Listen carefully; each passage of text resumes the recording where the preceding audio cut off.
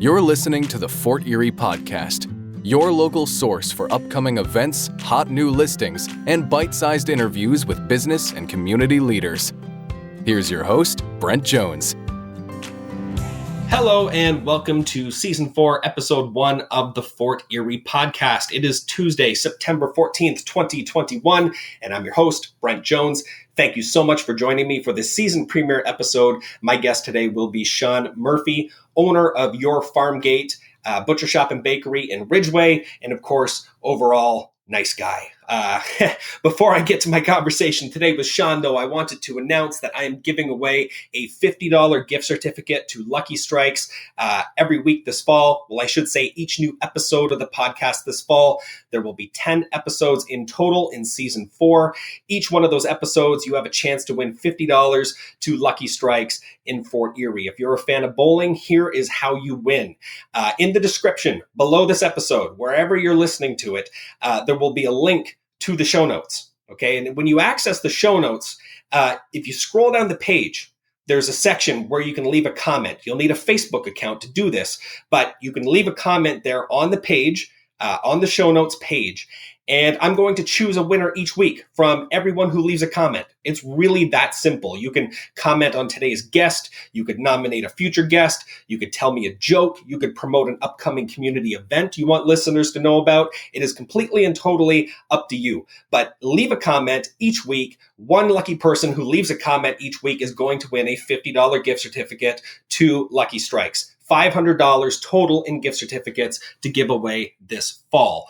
Also, you might have noticed last week I announced that I am giving away a $3,000 vacation package in January. Basically, this is a $3,000 gift certificate to be redeemed at Sell-Off Vacations.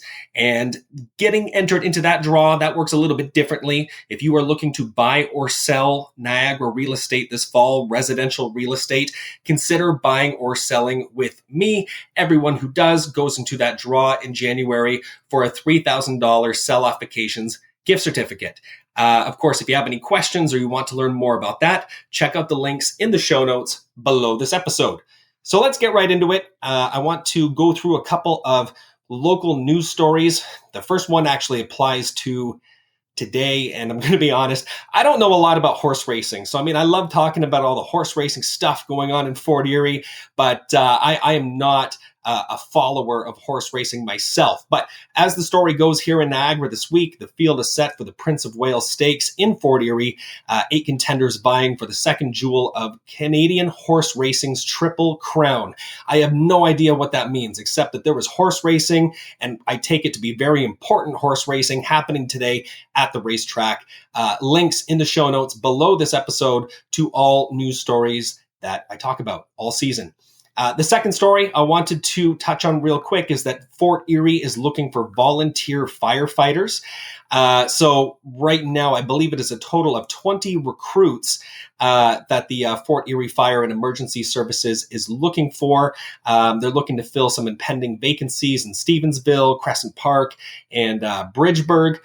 Firefighters need to be on call 24 hours a day, 7 days a week to respond to a variety of emergencies. Again, for information on this story, check out the links in the show notes below this episode.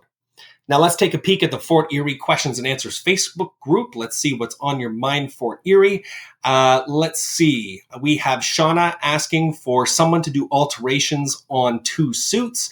There were quite a number of different answers, different suggestions here, but it looks to me like the most common answers were a lady named Linda Knight, and also Seems So Quick is another Fort Erie business. Pike Cleaners mentioned as well. So it looks like we have a few options here in town for suit alterations. We also have a question here from Debbie. Debbie says, being a month from Thanksgiving, are there any local farms or butchers you recommend where I can get a fresh turkey?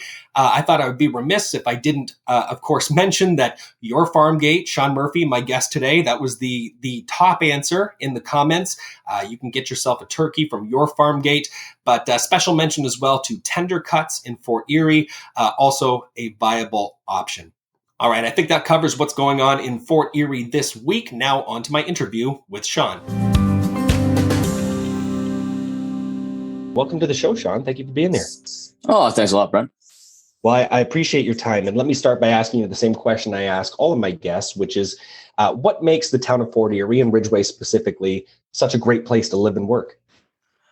I would definitely say why we chose to move here almost 4 years ago now, or sorry, 3 years ago, is just the sense of community. They actually are very, very good at supporting small business. There's a lot going on.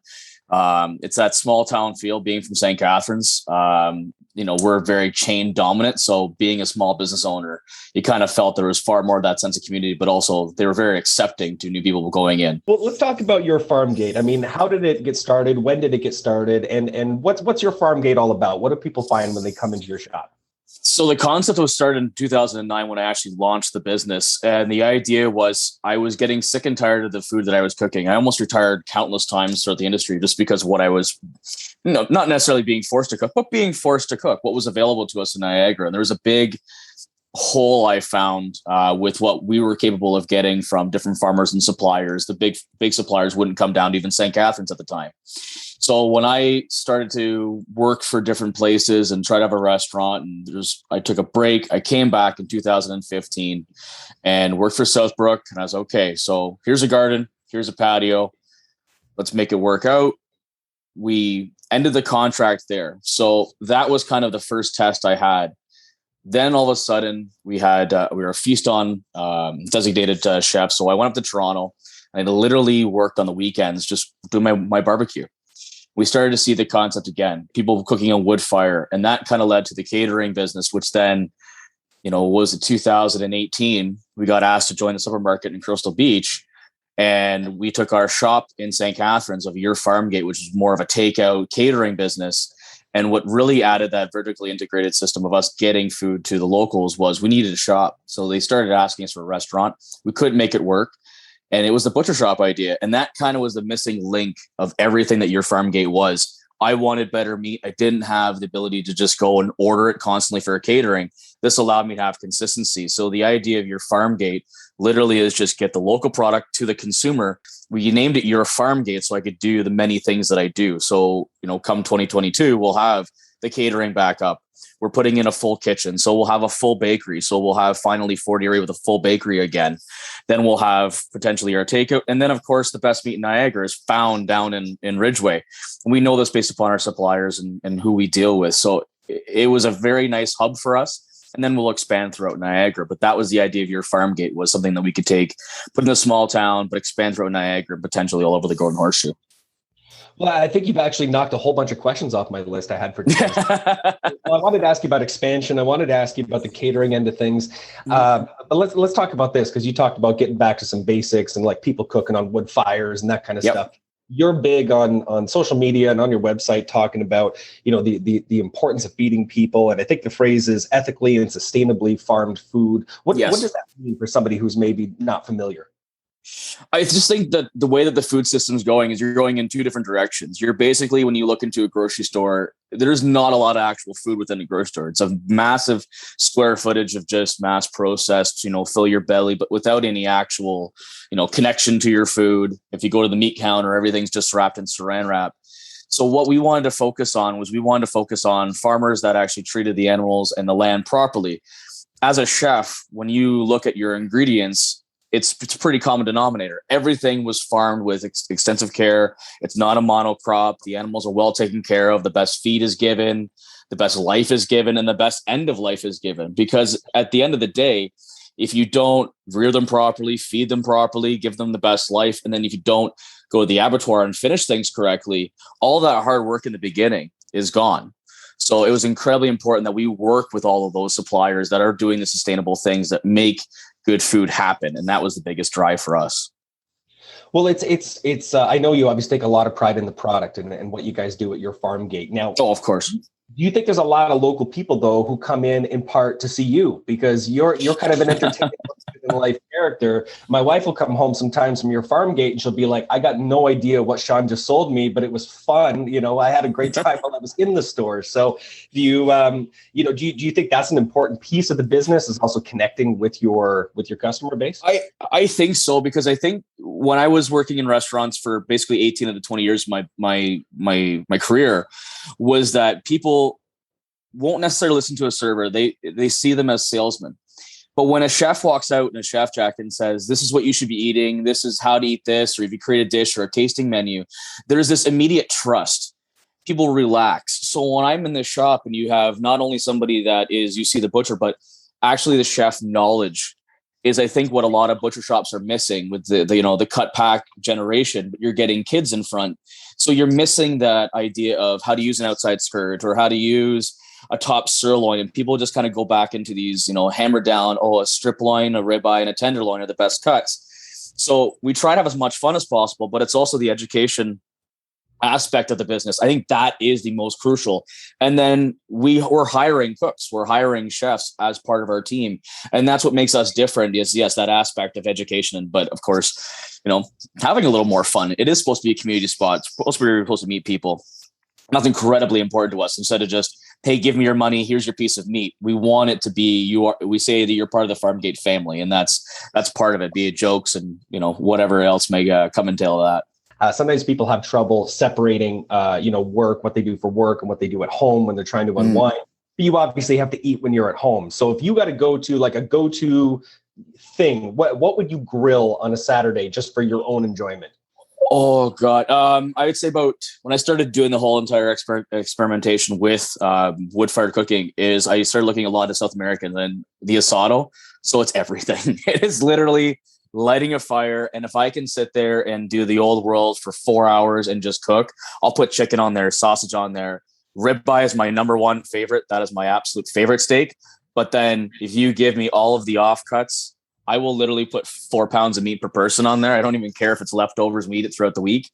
Just sitting down and grilling, that is everything. Vegetables, all of it. I'll eat it all. I love to cook. And for me, unwinding is literally writing menus for people, reading books. I constantly study. My life is surrounded by the food system and food and learning, because we're constantly learning about this stuff. That's awesome. That's great. Well, Shawn, I really want to thank you so much for spending some time with me today. I'm, of course, going to put links below the show in the show notes to kind of everything you're up to, website, social media, and all that. But thank you for your time. Thank you for speaking with me.